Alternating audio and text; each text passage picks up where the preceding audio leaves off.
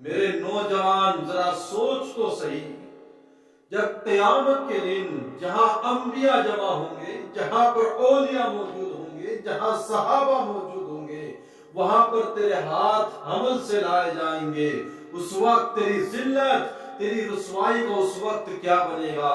ذرا سوچ تو صحیح، اس وقت تیری شرمندگی کا عالم کیا ہوگا؟ صحابہ اکرام کو اس بات پر افسوس ہوا، تعجب ہوا۔ آپ نے عرض کیا حضور علیہ السلام کی بارگاہ میں، حضور ہاتھ حمل سے کیسے ہوں گے؟ کس وجہ سے اور کن لوگوں کے ہاتھ حمل سے ہوں گے؟ تو مصطفیٰ کریم صلی اللہ تعالی علیہ وسلم ارشاد فرماتے ہیں، جو لوگ مشت زنی کرتے ہیں ان لوگوں کے ہاتھوں کو حمل ہوگا۔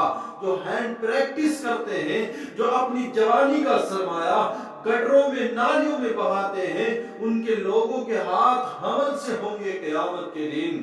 پیارے غیور مسلمانوں، میرے پیارے نوجوانوں، اپنی زندگی کے سرمایہ کو یوں برباد نہ کرو، اپنی جوانی کے سرمایہ کو یوں ضائع مت کرو۔ جب بروز قیامت آج اگر میری قوم کے گاؤں کے معزز چند آدمی جمع ہو جائے تو وہاں پر اگر تمہاری کمپلینٹ کی جائے فلاں شخص مستزنی کرتا ہے تو اس وقت تیری ذلت کا کیا ہوگا؟ اس وقت تیری رسوائی کا عالم کیا ہوگا؟ تو پھر سوچ قیامت کے دن جب قدرت کی بارگاہ میں رب کے سامنے پیشی ہوگی اور اس وقت تیرے یہ ہاتھ حمل سے ہوں گے، ذرا سوچ پھر تیری ذلت، تیری آخرت کی تباہی، تیری آخرت کی بربادی کا اس وقت عالم کیا ہوگا۔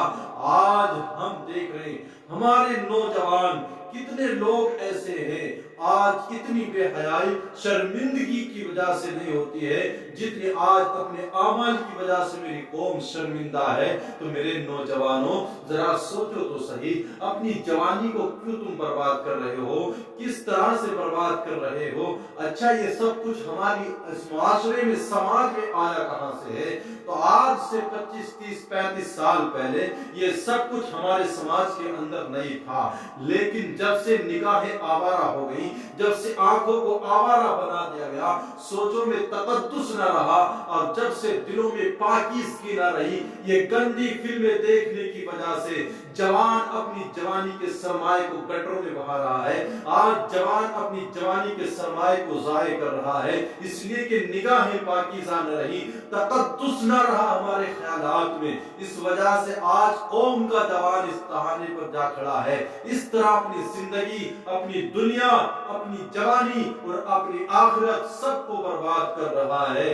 پیارے اسلامی بھائیوں، میری قوم کے نوجوانوں، اس میں تمہاری دنیا بھی برباد ہے، تمہاری آخرت بھی برباد ہے۔ اس لیے میں منت کر کے تم سے کہتا ہوں، اپنی جوانی کے سرمایہ کو گٹروں میں بہانے کے لیے تو نہیں ہے، تمہاری جوانی کا جو سرمایہ ہے اس کو محفوظ رکھنے کے لیے ہے، اس لیے کہ اس سے تمہاری آخرت بھی برباد ہو رہی ہے، تمہاری دنیا بھی برباد ہو رہی ہے۔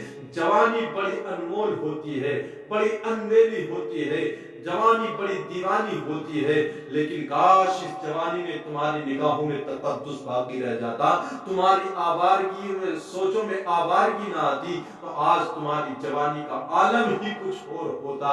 یہ گندی فلمیں سوشل میڈیا پہ رات کے عالم میں تنہائی میں زنا کے مناظر دیکھ دیکھ کر آج اس نوجوان نے اپنی زندگی، اپنی جوانی کے سرمایہ کو ضائع کر دیا ہے۔ بلکہ فرمایا جاتا ہے کہ انسان کے، مرد کے ایک قطرے کے اندر اتنی صلاحیت رب نے پیدا کی ہے کہ لاکھوں بچے پیدا کرنے کی صلاحیت اس کے اندر ہوتی ہے۔ تو میرے جوان سوچ تو صحیح، تو نے کیوں اپنی جوانی کے سرمایہ کو یوں ہی ضائع کر دیا؟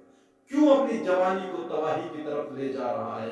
ایک قطرے میں لاکھوں بچے پیدا کرنے کی طاقت اور صلاحیت رب نے رکھی ہے، تو کتنے بچوں کو ہم نے ضائع کر دیا اپنے ہاتھوں سے مشت زنی کر کے، اور اپنی زندگی کے سرمایہ کو یوں ہی گٹروں اور نالیوں میں بہاتے چلے گئے۔ کل قیامت کے دن خدا نہ کرے اگر ایسا ہو، بلکہ فرمایا جاتا ہے حدیث پاک کا مفہوم ہے، کل جب اس کے ہاتھ حمل سے ہوں گے اور جس نے اپنی اس جوانی کے سرمایہ کو ضائع کیا ہے، کل وہ لاکھوں ایک بار بھی اگر کسی نے غلطی سے اگر یہ کام کر لیا ہے، مشت زنی کی ہے، تو وہ لاکھوں بچے کیا کروڑوں بچے بے سر کے رب کی بارگاہ میں عرض کریں گے، مالک ہم نے اس کا کیا بگاڑا تھا، کیوں اس نے ہمیں قتل کیا؟ جس نے اپنی جوانی کے سرمایہ کو ضائع کر دیا، گندی نالیوں میں بہایا ہے، وہ بچے رب کی بارگاہ میں عرض کریں گے، مالک ہم نے اس کا کیا بگاڑا تھا؟ تو اتنے لاکھوں کروڑوں بچوں کے قتل کا الزام اس کے سر آئے گا جس نے ہینڈ پریکٹس کر کے مشت زنی کر کے اپنی جوانی کے سرمایہ کو ضائع کیا ہے۔ ہمارے صوفیہ تو یہاں تک فرماتے ہیں، آج جو ہماری سوچوں میں آوار کیا گئی ہے، نگاہوں میں تقدس نہیں رہا ہے، زنا کے مناظر دیکھ دیکھ کر کے جو جوان بگڑا ہے، لیکن آج شریعت اسلامیہ کے دامن سے وابستہ ہو جا۔ ہمارے صوفیہ تو یہاں تک لکھتے ہیں کہ اگر تجھ کو بکری کے دودھ دونے کی حاجت نہیں ہے، اگر بکری کا دودھ تجھ کو نہیں دونا ہے تو اس کے تھن کو دیکھنے سے بھی بچ، اس لیے کہ یہ تقوی سے زیادہ قریب ہے۔ اور علامہ ابن الجوزی فرماتے ہیں کہ راستے میں اگر عورتوں کے کپڑے بھی سوکھتے ہوں تو ان کپڑوں کو بھی دیکھنے سے بچ، یہ شریعت کا قانون ہے کہ ان کپڑوں کو دیکھنے سے بچنا یہ بھی تقوی کے زیادہ قریب ہے۔ تو میرے جوان، جو اسلام، جو دین، جو دھرم ہم سب کو، قوم مسلم کو کسی عورت کے سوکھتے ہوئے کپڑوں کو دیکھنے سے بھی منع کرتا ہو، اس کو بھی کہے اگر تو اس سے پرہیز کرے تو یہ شریعت کہتی ہے کہ یہ تیرے لیے تقوی سے زیادہ قریب ہے، تو پھر بتاؤ وہ اسلام، وہ مذہب مہذب پھر ہمیں کسی غیر محرم کو دیکھنے کی اجازت کیسے دے سکتا ہے؟